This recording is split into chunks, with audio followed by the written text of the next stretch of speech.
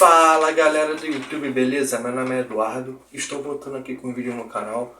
Depois de alguns meses parado, eu voltei aqui fazer o vídeo. Perto da Copa do Mundo, decidi voltar.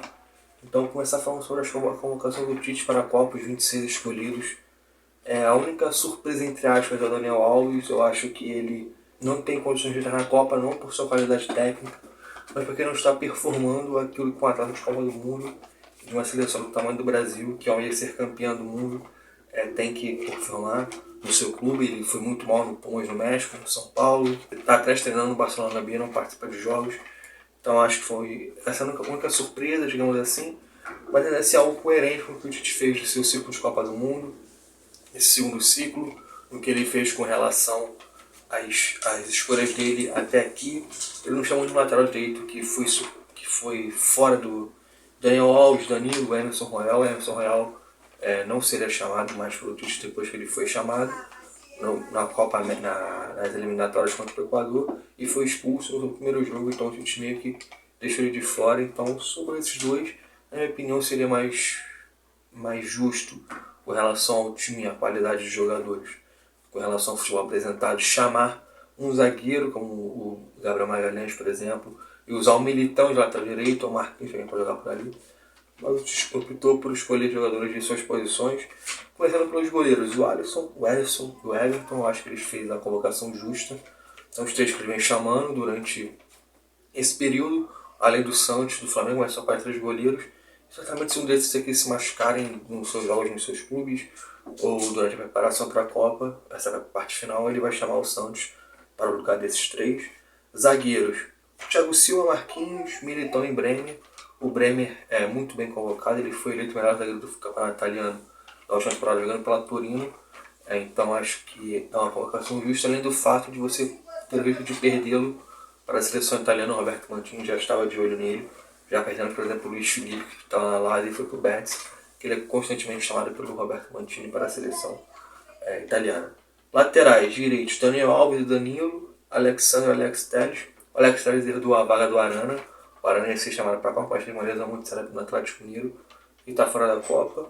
O Daniel Alves, como eu falei, é a única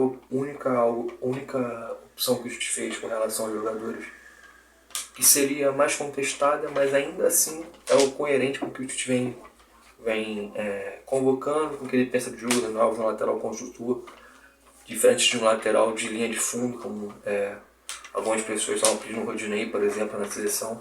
É um lateral de linha de fundo, um lateral construtor. Então acho que a gente foi coerente. E o Daniel Alexandre tem uma grande vantagem, que ele facilita esse jogo de construção que o Daniel Alves tem, o Alex Telles também tem.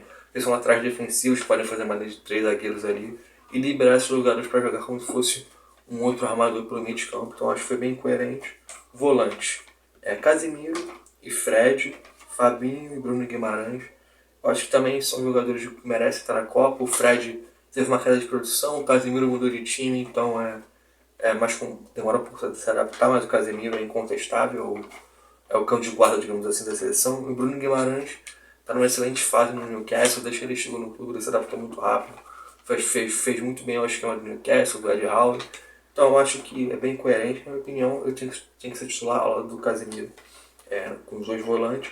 E meias de origem foram somente o Everton Ribeiro e o Paquetá, porque na minha opinião o Tite vai utilizar o Neymar como fosse um terceiro homem de meio de campo, ou um falso 9 em alguns momentos do jogo.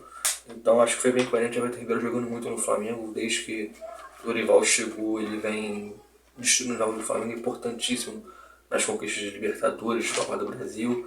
Então acho que foi muito coerente. O Paquetá acho que entra um pouco na situação do Casemiro, mudou de clube, estava muito bem no Lyon, foi pro West Ham, um time diferente, um campeonato diferente, pensamento diferente com relação ao futebol que o Rio de mais tem do que o seu antigo técnico.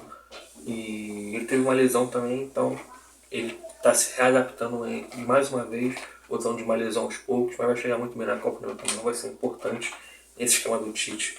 E os atacantes: Neymar, Vinícius Júnior, Martinelli, que talvez seja surpresa, entre aspas, porque ninguém esperava para o ciclo dessa Copa. Então, talvez o Firmino, talvez até o Felipe Coutinho como terceiro meio-campista, mas o Coutinho foi cortado. Gabriel Jesus, Richarlison, Rafinha, Antony, Rodrigo e Pedro, todos merecidos aqui. Acho que o ataque talvez seja os mais incontestáveis de todos. todas essas opções, junto com os goleiros. O Tite nessa seleção vai ter uma situação muito importante, que é a variação de tática dentro do jogo, pelas características dos jogadores. O Antony, por exemplo, se for titular, ele joga tanto pela direita quanto pela esquerda, quanto mais centralizado. Ele pode fazer isso, ele pode abrir o Neymar na ponta, botar o Vinícius Júnior mais centralizado, trazer o Antony mais para dentro e abrir o Vinícius Júnior na outra ponta. Se ele optar por Gabriel Jesus, ele pode fazer a mesma coisa. No meio de campo, a mesma coisa, ele pode trazer o Paquetá para segundo volante, botar o Everton Ribeiro, ou então botar mais um atacante e deixar o Neymar como armador principal do time. Eu acho que essas são a principal característica dessa seleção, que essa vai ser essa variação tática que a gente pode fazer durante o próprio primeiro tempo ou segundo tempo, sem necessariamente fazer uma troca. Além disso, ele pode colocar o Casemiro ou o Fabinho de zagueiro e adiantar e botar mais um meio campista, um outro atacante. Então eu acho que ele tem essas possibilidades de tática, temos tudo para chegar na final e levantar esse título que não vem há mais de 20 anos para a seleção brasileira. Seria muito importante para a nossa geração ver mais um título de campeão do mundo e deixar cada vez mais para trás Itália, Alemanha, Argentina, Inglaterra, que são nossos concorrentes em relação à Copa do Mundo. E eu acho que tem tudo para a final ser Brasil e Argentina também, porque são as melhores seleções com relação às seleções grandes. Espanha e a Alemanha em momentos de transição, Portugal muito fraca, Inglaterra também muito fraca, não pela geração de jogadores, mas pelos treinadores que lá estão, Fernando Santos em Portugal e Gareth Southgate na Inglaterra. E das europeias principais são Dinamarca e Croácia.